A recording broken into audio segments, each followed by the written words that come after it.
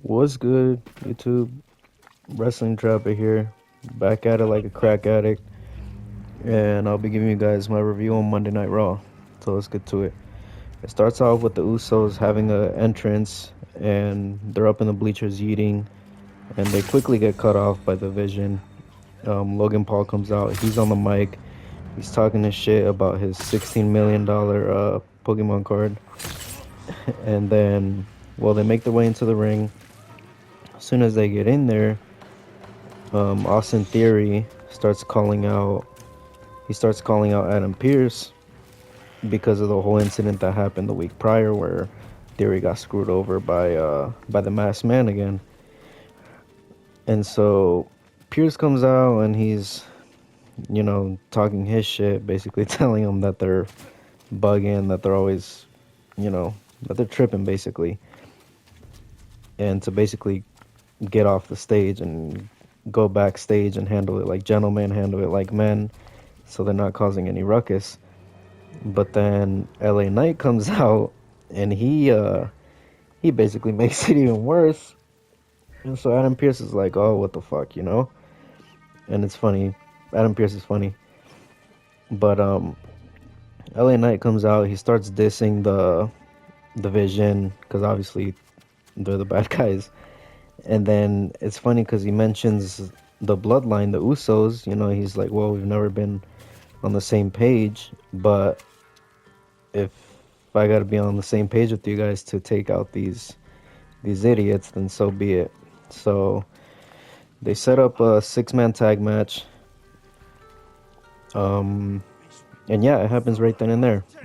So it ends up being a good match. The Vision got the win at the end. I honestly thought the Usos were gonna get the win. At one point they hit a 1D on, I don't remember who it was, but I thought that was gonna be it. But it wasn't, which pretty surprised me. And Bronson Reed is the one that picked up the pin. He ended up tsunamiing Jimmy Uso, and that's how the Vision won. But it's funny because Logan, he took Michael Cole's headset, and then he was just talking shit to the camera, and the camera angle was just perfect. The Masked Man came out and he stomped him right onto the announce table. And so yeah, that was pretty much it for that part. And then there was a little segment backstage with the mystery crate, and it was a funny segment. Um, but I wonder what's in it. Like, I don't know. I don't know what's gonna be in the mystery crate, but apparently they're not. It's for the chamber, so who knows? Maybe they're gonna be introducing a new title or something, which doesn't make sense. But whatever. I don't know. Let me know what you guys think. What could be in that crate, or what it is, or I have no idea. But then Bailey, Natty, and Asuka, they have a little video package basically setting up a qualifier match for the chamber. And then, well, they have their match. I honestly thought Natty was gonna win because her character is brand new, so I thought she was gonna get the win, but Asuka got the win. And it was a great way of, I think it was a good match. At the end, she ended up making Bailey tap out in it was like a very interesting way. She had her with like a arm bar, a cross arm bar or something. I don't know what the move is called, but it was pretty dope. And yeah, Asuka got the win. She's gonna be going to the chamber. And after that, Liv Morgan has an interview with Michael Cole, and they basically talk about, well, who she's gonna pick. And she basically says that she's not gonna let anybody know yet. And then Stephanie Vaquer comes in, and she gets in Liv's face, and she's basically like downplaying her, and saying that she's basically not tough, that she hasn't gone through what Vaquer went through. She went through hell and back, and she's from a country where wrestling doesn't even exist, and how she had to go to Japan and Mexico and all over the world basically to get to where she's at. And she was basically downplaying Liv, saying that Liv got everything handed to her, that she didn't really have a challenge.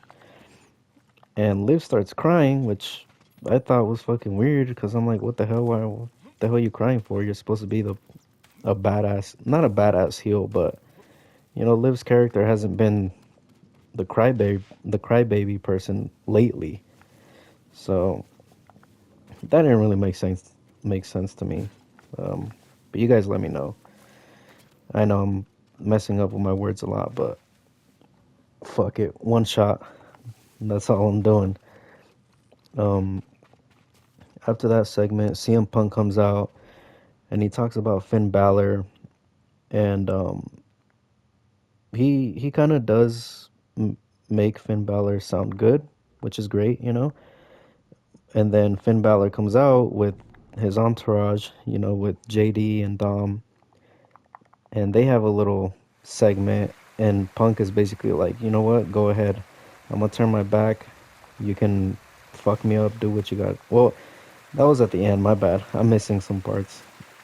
He talks about Finn Balor, and Finn Balor talks about his accolades, how he's the best in the world because he's been through everything. He went to Japan, he went to Mexico, he fought the best, and Punk didn't do that. And Punk is like, yeah, you did go through all of that, and you were great at one point, but what happened to you? He was like, now you're hiding behind Dominic and JD, like, they're holding you back.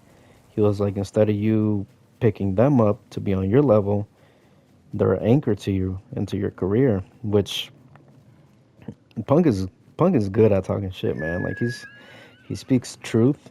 Like all that shit he was saying was true. So when stuff is true, it's like it hits different. So I think that was a good segment, a good part to bring up. And at the end, yeah, Punk is like, well, I'm gonna turn my back. It's three of you guys, so go ahead and kick my ass. But you're jeopardizing your match for the chamber.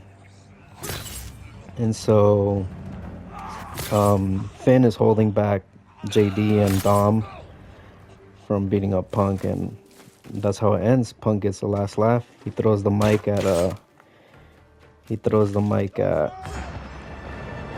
Finn, and he takes off, and that was it. And then next was a Intercontinental contender match to face Dom, and it was Grande Americano, the the Kaiser one, the tall one. I'm gonna just say the tall one. The tall one versus a mystery man, which it ended up being Penta. And it was a good match. It was I like anything with Penta. I think Penta is he's really good. So I'm always into Penta matches.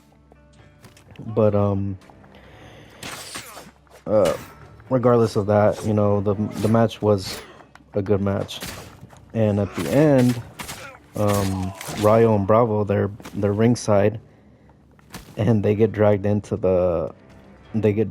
the ring, and then Americano Short, he comes out, and he basically he distracts Kaiser. So Kaiser, the tall Americano, he distracts Americano tall, and then Penta just hits him with a springboard Mexican Destroyer, which is fucking sick. So Penta gets the win. Penta is gonna be going up against Dom at one point. I don't know when, they didn't announce it. And yeah, there was a segment with Oba and Adam Pearce basically going over his contract, like who are you gonna pick? And Adam was like, well, here's my contract. Think about it. You don't need to let me know right now. And so yeah, so there was that little part with Oba. I don't know what they're gonna do with him. I don't know what they're gonna do with him at Mania. I mean, they've got to do something with him. They're arguably their biggest talent, their biggest call up from NXT. And so yeah, and then there was another segment with the Judgment Day. They're backstage, and JD and Finn are arguing about well, JD is mad at Finn because Finn was holding him back from beating up Punk, and Finn was like, no, like, Like, I want to do this on my own. Like, I need to get it on my own, you know? I need to get out the mud. And so they kind of argue. It's just a little funny segment at the end because Dom is like, "Hey, I have a match. Like, what about me? I need you guys in my corner." But they're kind of just arguing, so that didn't really matter. And then AJ Lee comes out and she has a little segment. She talks about not having a singles match in over 10 years, and she talks about opponents she would want to face, Charlotte and Alexa and stuff like that. And she's and at the end she ends up saying that all roads lead to Becky for now. So she has to go through Becky first and then get to everybody else. And so yeah, then Becky comes out and interrupts, and they have the same. I mean, I don't want to say the same segment, but it's kind of similar, I guess, with Becky and AJ Lee just shit talking. And so Becky comes out, she's talking her shit, and AJ Lee is like, you know what, like, come at me, like you can punch me first, you can get the first hit. And Becky, it's funny because she's like tempted to hit her, and she does like that chicken shit thing where you like are about to, but then you pull back. And so she doesn't end up doing it. She's like, you know what? Like, I know what you're doing. I'm not stupid. And Becky ends up just walking away. And so that was that. And then there was a little video package, vignette, what they call it, about AJ Styles, since the next show is going to be out in Atlanta. That's where he's from, so they're gonna have a tribute show to AJ. And I don't know. I mean, he's supposed to be retired. I don't know what they're gonna do, or I don't know. I honestly don't. I don't know. I don't think AJ was satisfied with his retirement match.